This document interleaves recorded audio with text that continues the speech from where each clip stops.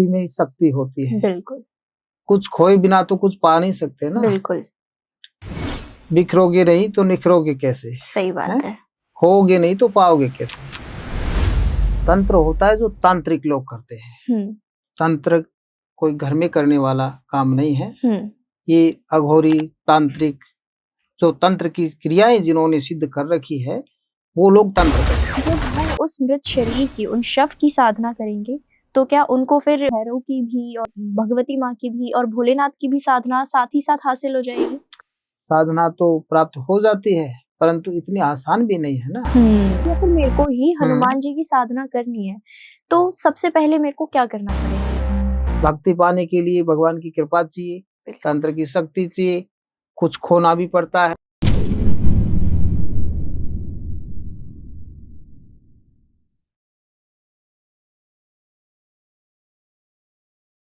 क्या आप भी लाइफ के किसी फेज में फंस गए हो? रिलेशनशिप इश्यूज हो या फैमिली प्रेशर, करियर कंफ्यूजन या हेल्थ स्ट्रगल्स, मेंटल ब्रेकडाउन्स हो या मनी स्ट्रेस, टीवीटी है आपके साथ एक ऐसी जगह जहां पर आपको गाइडेंस मिलेगी बिना किसी फिल्टर के। चाहे आपको चाहिए क्लैरिटी, हीलिंग या सही डायरेक्शन, तो हमसे जुड़िए, हमें डीएम कीजिए या फिर हमें व्हाट्सएप कीजिए 8448801064 पर। आप रेडी हो तो जुड़िए टीवीटी के साथ, जहां आपको मिलेगा हर सवाल का सच्चा जवाब। TVT, real talks, real health, real you.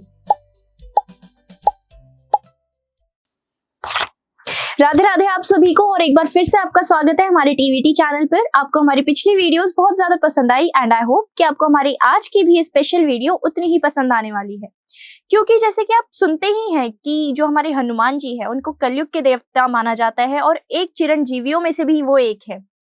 तो आज हम उनकी साधना के बारे में, शमशानी साधना के बारे में, कर्ण पिशाचनी यक्षिणी साधना के बारे में जानेंगे। और भी बहुत सारी साधनाएं होती हैं, तो इन सब की जानकारी पाने के लिए हमारे साथ अंत तक इस वीडियो में बने रहें। और जो हमारे आज के स्पेशल गेस्ट होने वाले हैं वो हैं रुद्र अघोरी जी। एक बारी फिर से हमने उन्हें आपके डिमांड पर अपने पॉडकास्ट वीडियो पर बुला लिया है, तो सारी इन्फॉर्मेशन गैदर करने के लिए अंत तक इस वीडियो में जरूर बने रहें। नमस्कार अघोरी जी। नमस्कार, बहुत बहुत धन्यवाद। जय महाकाल, जय बाबा बजरंगी, जय हनुमान। तो अघोरी जी, हम ना तंत्र, मंत्र और यंत्र ये तीन शब्द सुनते तो हैं, लेकिन इसके बीच में अंतर नहीं जानते। तो आप तीनों के बीच में अंतर एक बारी हमें बता सकते हैं क्या होता है? देखो, तंत्र क्या होता है? तंत्र होता है जो तांत्रिक लोग करते हैं। तंत्र कोई घर में करने वाला काम नहीं है। ये अघोरी तांत्रिक जो तंत्र की क्रियाएं जिन्होंने सिद्ध कर रखी है वो लोग तंत्र कर सकते हैं। मंत्र क्या होता है? मंत्रों के द्वारा भी आपने सुना होगा कि उपचार भी पहले किया जाता था। मंत्र विद्या के द्वारा बड़े बड़े समाधान होते थे। और यंत्र क्या होता है? यंत्र होता है जैसे हम ताबीज पहनते हैं, गले में कुछ चीजें पहनते हैं, काला धागा वगैरह कुछ पहनते हैं, तो वो यंत्रों की श्रेणी में आ जाता है। बिल्कुल। ये तंत्र, मंत्र और यंत्र तीन प्रकार की क्रियाएं होती है, अलग अलग क्रियाएं। जी। तो जैसे हम तंत्र की बात करें अघोरी जी, तो हम लोग तंत्र की श्रेणी में कामाख्या देवी तंत्र के बारे में अक्सर सुनते आते हैं। तो आप एक बार बता सकते हैं कि असल में कामाख्या देवी तंत्र काम कैसे करता है? देखो, कामाख्या देवी बहुत बड़ा एक सिद्ध स्थान है जहाँ ये तंत्र मंत्र की जो साधनाएं है ना, इनकी शुरुआत वहीं से होती है, कामाख्या से। और नियम विधि विश्वास जो श्रद्धा भाव वहां लेके जो जाता है, हमारे पास जो आता है, तो हम माँ कामाख्या के मंत्रों के द्वारा भी ये कार्य करते हैं और बहुत प्रभावशाली है, बहुत अच्छा काम है जी। तो जैसे हम सुनते हैं कि कामाख्या देवी माँ जो है वो महीने में एक बार मासिक धर्म से गुजरती है ना, तो क्या ऐसा होता है कि अगर कोई तांत्रिक उनका जो मासिक धर्म निकल रहा है उनमें से एक कपड़ा या एक धागा भी मिल जाए उन्हें, उनका कामाख्या देवी का, तो क्या उससे वो सबसे ज्यादा शक्तिशाली हो जाते हैं जो भी कार्य वो करना चाहे फिर? हाँ, बिल्कुल हो जाता है, बिल्कुल हो जाता है। और ये बिल्कुल सही बात है। अच्छा। लोगों को पता नहीं इन चीजों का, लोग विश्वास नहीं करते। ये बिल्कुल सही बात है और हमारे पास भी वो ऐसी चीजें हैं, परंतु ये प्रचार का विषय नहीं है। ये गुप्त क्रियाएं होती है। आपने अभी जो कहा, तो हम माता कामाख्या के वहां द्वार पे बहुत सालों तक हमने वहां तपस्या करी है, माता के चरणों में हम रहे हैं और हर साल को नवरात्रि में 9 दिन हम वहाँ जाते हैं, साल में 2 बार जाते हैं। तो वो जो वहाँ की जो चीज़ें हैं हमारे पास है और कुछ कामों में हम उनका प्रयोग भी अच्छा, तो ऐसे ही हम काली माँ का एक और शक्तिपीठ के बारे में सुनते हैं, तारा देवी के नाम से। तारा देवी के नाम से। तो अगर किसी ने तारा देवी के वहां जाके भी अपना तांत्रिक कार्य क्रिया मतलब किया या फिर कोई भी क्रिया कराई, वो भी सबसे ज्यादा प्रभावशाली होगी? देखो, कामाख्या हो, तारा देवी हो, चाहे हमारा स्थान हो, अपनी अपनी जगह सब ठीक है। हम किसी का कोई कमी या ज्यादा नहीं बताना चाहते। जिनका जहाँ विश्वास होता है लोग वहां जाते हैं। जी जी, और अपनी अपनी जगह जिन लोगों का जहाँ काम सिद्ध हो जाता है वो सही है। बिल्कुल सही है, अपनी भावना से होता है सब। जी, किसी को ये नहीं कहा जा सकता कि आप वहां जाओ, आप हमारे पास आओ, आप वहां जाओ, नहीं। बिल्कुल अपनी चाह की रही भावना जैसी, प्रभु मुहूर्त पाई तिन तैसी। बिल्कुल जैसा मन में विश्वास है, जहाँ विश्वास है वहां आप जाओ। जी, शंकर को मानो, विष्णु को मानो, ब्रह्मा को मानो, तारा देवी को मानो, कामाख्या को मानो। सबकी अपना अपना विचार है, सबकी अपनी भावना है। सच्चे दिल से हम जहां भी जाते हैं और सामने वाला व्यक्ति अगर सही नियम विधि से करता है तो होता है। जी। तो गुरुजी, हमने कामाख्या देवी तंत्र के बारे में तो बात की, लेकिन हम भैरव तंत्र के बारे में भी बहुत ज्यादा सुनते हैं। तो भैरव तंत्र कैसे काम करते हैं? देखो, महाकाल का ही दूसरा रूप है भैरव। जी, और महाकाल का ही दूसरा नाम है माँ भगवती, भद्रकाली, काली। बिल्कुल। तो भैरव तंत्र भी काम करता है। अगर हम भैरव की उपासना करते हैं और अगर आपका भाव भैरव तंत्र में है, उस क्रिया को करने में आपका विश्वास है, तो आप भैरव तंत्र भी करवा सकते हैं। वो भी बहुत प्रभावशाली है। लेकिन अगर किसी साधक ने भैरव तंत्र करने से पहले माँ की उपासना नहीं करी, तो क्या फिर उसको भैरव तंत्र की सिद्धि हासिल हो पाएगी? देखो, सबसे पहले तो महाकाल और फिर माँ भगवती और फिर भैरव, जी, फिर भैरव आता है। जो भैरव तंत्र की जो साधना उपासना करना चाहता है ना, तो उसको पहले महाकाल की उपासना करनी जी। और महाकाल की अगर उपासना हमने कर ली और महाकाल का आशीर्वाद हमें प्राप्त हो गया, तो भैरव तंत्र अपने आप हमारे ऊपर कृपा कर देता है। अच्छा। तो मतलब जैसे किसी साधक ने ये भैरव जी की भी साधना कर ली, माँ की भी साधना कर ली और हमारे भोलेनाथ की भी साधना कर ली, लेकिन किसी कारणवश फिर उनकी मृत्यु हो जाती है, ठीक है, और कोई तांत्रिक फिर उनकी साधना करने बैठते हैं, तो जब वो उस मृत शरीर की, उन शव की साधना करेंगे, तो क्या उनको फिर भैरव की भी और भगवती माँ की भी और भोलेनाथ की भी साधना साथ ही साथ हासिल हो जाएगी? देखो, ये एक अलग प्रकार का विधि है जो आप बात कर रहे हैं। जी जी, साधना तो प्राप्त हो जाती है, परंतु इतनी आसान भी नहीं है ना। अगर किसी व्यक्ति की मृत्यु हो गई, जी, पहले से जो साधना कर रहा है, उसने अपना शरीर को त्याग दिया है और उस शरीर से ही हम सब कुछ हासिल करना चाहे, ये तो संभव नहीं है। परंतु कुछ चीजें उनसे हासिल हो सकती है। अच्छा, कुछ चीजें हासिल हो सकती है, परंतु सब कुछ हासिल नहीं हो सकता। जी जी, इतना आसान नहीं है। लोगों बिल्कुल, को सालों साल लग जाते हैं। अपना जीवन है वो आधे से ज्यादा जिंदगी बिता देते हैं, फिर भी साधना नहीं मिलती है। इतना आसान नहीं है। तो अघोरी जी, एक बार आप हमें बता सकते हैं कि आपने क्या क्या साधना करी है? देखो, हमने कम से कम आज 20 से 25 साल हो गए। हम तो हमारे गुरु की भक्ति करते हैं जी, और हमारे गुरु जी का आशीर्वाद है, बाबा भोलेनाथ की कृपा है, बजरंग बली की कृपा है जी, और जिसके ऊपर बजरंग बली और भोलेनाथ की कृपा होती है ना, तो उनके काम वो ही बनाते हैं। बिल्कुल, हम कुछ नहीं करते। हमारे ऊपर तो लोग विश्वास करते हैं कि बाबा जी हमने 2 जगह काम करवाया, 4 जगह करवाया, तो हमारे पास वो विश्वास लेके आते हैं। परंतु करने वाला बजरंग बली है, करने वाले हनुमान जी है, भोलेनाथ है। कवन सो काज कठिन जग माही, जो नहीं होई तात तुम पाही। ऐसा कोई काम नहीं है जो हनुमान जी की शक्ति से और भोलेनाथ की शक्ति से परे हो। बिल्कुल, अष्ट सिद्धि नौ निधि के दाता, असवर दीन जानकी माता, जी, ये ऐसे नहीं बोला जाता इनको। और बिल्कुल, जिनके ऊपर उनका आशीर्वाद है ना, तो उनको कोई डरने की आवश्यकता नहीं है। जी, विश्वास लेके लोग आते हैं तो हम उनसे प्रार्थना करते हैं और वो उनके आशीर्वाद से ही जो हम क्रियाएं करते हैं वो सफल होती है। बिल्कुल। हाँ। तो जैसे कि अगर किसी को या फिर मेरे को ही हनुमान जी की साधना करनी है, तो सबसे पहले मेरे को क्या करना पड़ेगा?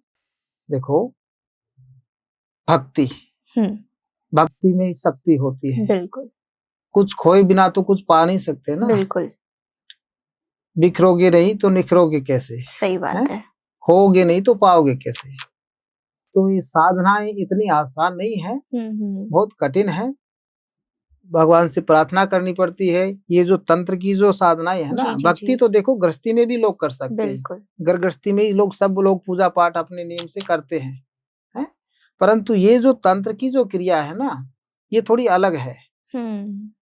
और ये तांत्रिक जो क्रिया हम लोग करते हैं, तो इसमें शमशान में भी हमें जाना पड़ता है, शमशान में भी रहना पड़ता है, वहीं पर खाना पड़ता है। कुछ चीजें ऐसी है जो रात्रि को वहां रह करके हमें करनी पड़ती है। जी जी तो जी। ये साधारण लोगों के काम नहीं है, कोई नहीं कर सकता, साधारण काम नहीं। भक्ति पाने के लिए भगवान की कृपा चाहिए, तंत्र की शक्ति चाहिए, कुछ खोना भी पड़ता है।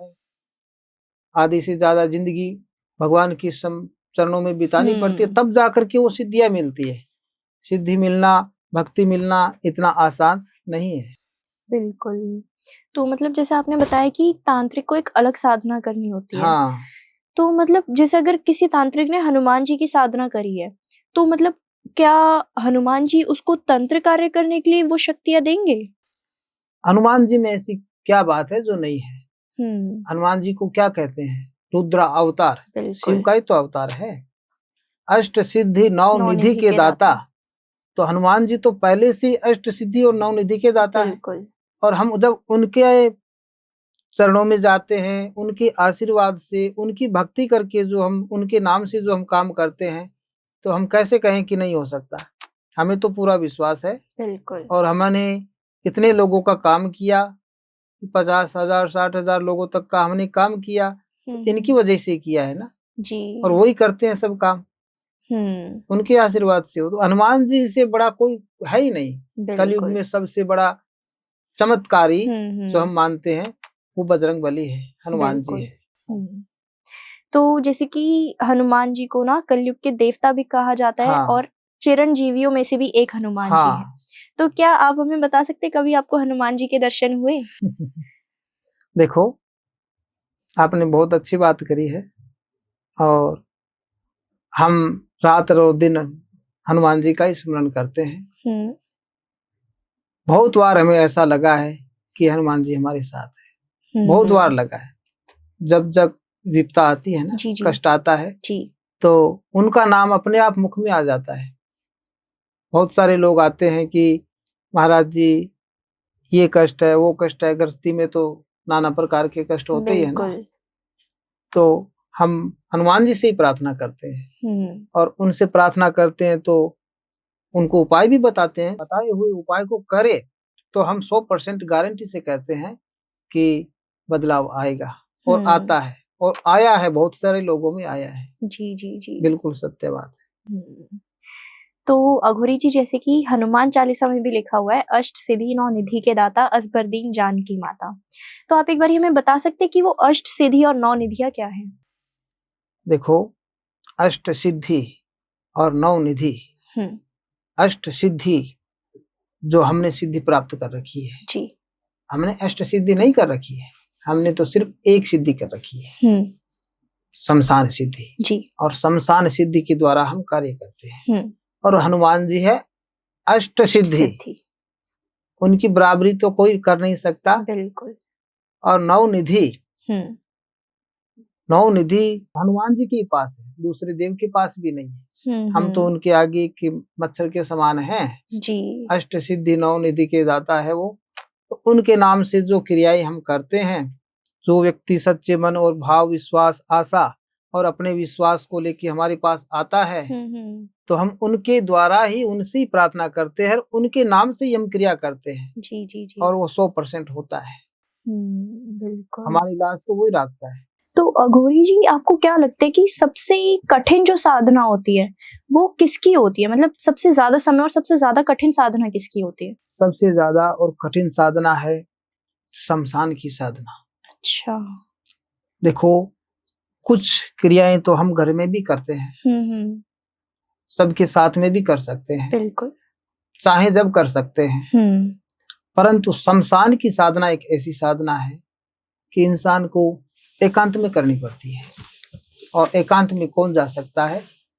जिसका हृदय सच्चा हो, भय मुक्त हो, वो एकांत में जा सकता है। और वो है शमशान की साधना जी। अब रात्रि को अगर आपको बोल दिया जाए कि 12 बजे हमें शमशान में कुछ क्रियाएं करनी है, तो चले जाएंगे? नहीं जाएंगे, भय लगेगा। परंतु जिसने शमशान की साधना कर रखी है ना, तो उसके लिए कोई बड़ी बात नहीं। शमशान साधना सबसे बड़ी साधना है, बहुत कठिन साधना है, परंतु कोई लाखों में एक व्यक्ति इसको कर सकता है जी। आजकल हम जो सुनते हैं ना कि हम ये साधना हमने कर रखी, वो साधना कर रखी, नाना प्रकार के लोग हम देखने को आते हैं, सुनने को मिलते हैं, तो इतना आसान नहीं है। सच्चाई बहुत कम है। बिल्कुल। शमशान साधना बड़ी साधना है, बहुत कठिन साधना है, और इसमें अपनी बलि भी देनी पड़ सकती है। अच्छा। अपना प्राण भी जा सकता है। अपने प्राणों की जो परवाह नहीं करता ना, वो शमशान साधना को प्राप्त करता है। और जिसने शमशान साधना प्राप्त कर ली, शमशान की सिद्धि प्राप्त कर ली, तो ये जो वशीकरण किया कराया, टोना टोटके वगैरह, बंधन वगैरह, ये जो ऐसे लोग जो आते हैं ना, तो शमशान साधना जिन्होंने प्राप्त कर ली, उनके लिए कोई बड़ी बात नहीं है इनको सोल्व करना। तो हमने ये भी सुना है गौरी जी कि जो शमशान का जगह होती है, जो शमशान की जगह होती है, वहाँ पे हमारे साक्षात भोलेनाथ विराजमान होते हैं। बिल्कुल होते हैं। तो अगर कोई शमशान की साधना कर ले, तो क्या उनको भोलेनाथ की साधना भी हासिल हो जाएगी? हाँ, बिल्कुल हो जाएगी। शमशान की भूमि सबसे पवित्र भूमि है, इसे हर कोई इंसान समझता नहीं है। शमशान की भूमि के जैसी कोई भूमि नहीं है। एक दिन तो इंसान को वहीं जाना पड़ता है। सही बात है। अंतमति सोगति, अंत में वही स्थान है अपना। सच्चाई वही है, उससे पवित्र स्थान नहीं है। बिल्कुल। और वही भगवान शंकर का स्थान है, वही स्थान है जी। और शमशान में बैठ करके जो तांत्रिक लोग जो क्रियाएं करते हैं, हम करते हैं ना, तो वो कोई साधारण नहीं होती है जी। वो एक सच्ची जगह है। वहां बैठ के जो हकीकत में जो काम करते हैं ना, तो उसका प्रभाव बहुत ही अच्छा होता है, बहुत अच्छा होता है। बिल्कुल। तो हम ना गौरी जी मतलब बहुत सुनते हैं कर्ण पिशाचनी यक्षिणी साधना के बारे में भी, तो एक बार आप इनकी साधना के बारे में बता सकते हैं हमें? कर्ण पिशाचनी होती है जो अपने कानों में तंत्रों के द्वारा, मंत्रों के द्वारा कर्ण पिशाचनी की जब साधना करने बैठते हैं ना, तो सामने व्यक्ति, सामने जो ये काम करवा रहा है, उस व्यक्ति के विषय में सारी सब कुछ जो जानकारी हमारे कानों में आकर के बोल देती है ना, उसको बोल देते हैं कर्ण पिशाचनी साधना। अच्छा। वो कर्ण पिशाचनी साधना वो अलग है, उसका नियम विधि अलग है। उसमें सामने वाले व्यक्ति के विषय में हमें सब कुछ सुनने को मिल जाता है। अच्छा। हमारे कानों में आवाज आ जाती है वो कर्ण पिशाचनी साधना के द्वारा। उसी कर्ण पिशाचनी साधना कहते हैं। अच्छा। और यक्षिणी साधना में क्या होता है? यक्षिणी साधना देखो शमशान में की जाती है, वो अलग है, वो हम यहाँ बताना नहीं चाहेंगे। जी जी जी। जय श्री महाकाल, जय बजरंगबली। हाँ, अगर आपके प्रश्न कोई बचे हैं, हमारे पॉडकास्ट में आपने कोई प्रश्नों की कमी है, आप पूछना चाहो, तो हमारे नंबर स्क्रीन पे दिए गए हैं, आप हमसे संपर्क कर सकते हैं और बिना किसी चिंता के कर सकते हैं। आपकी समस्या का समाधान करने का प्रयास करेंगे।